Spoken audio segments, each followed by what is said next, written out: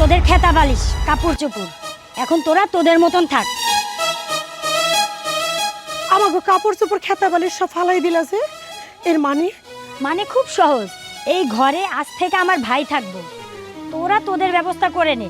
মা তাহলে আমরা কই থাকবো? বাবারে জানি না বাবা, জানি না।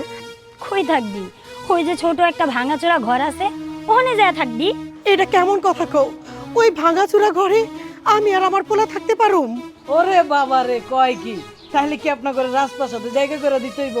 বুবু, এক কাজ করি, আমরা এই বাড়ি ছেড়ে জায়গা এখানে একটা রাজপ্রাসাদ বানায় দিব, এনে এরা রাজের হালে থাকবো।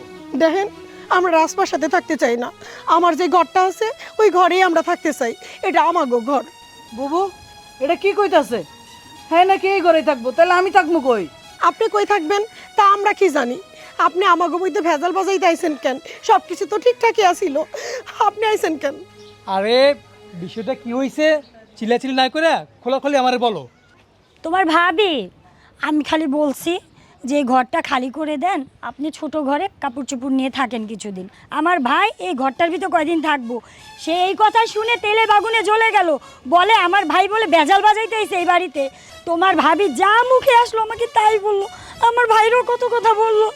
তো আমার ভাই যখন বেজাল, তুমি তোমার ভাবিরে নিয়ে থাকো, আমি আমার ভাইরে নিয়ে এই মুহূর্তে জায়গা। চল বুবু। দাঁড়াও, তোমাকে কথা যাইতে হইব না।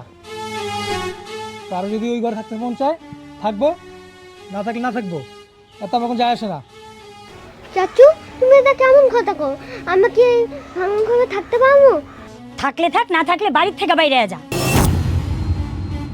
আরেকটা কথা, আর কোনোদিন যদি এই বাড়িতে আমি চিল্লি শুনি, তাহলে মা আর পোলারে গা ধাক্কা ধরে বাড়িতে বাই করে দেবো, কথা যেন মনে থাকে।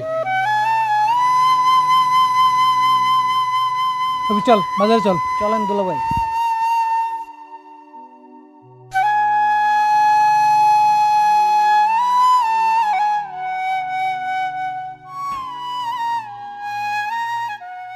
মা চলো আমরা এই বাড়ি ছেড়ে অনেক দূরে চলে যাই।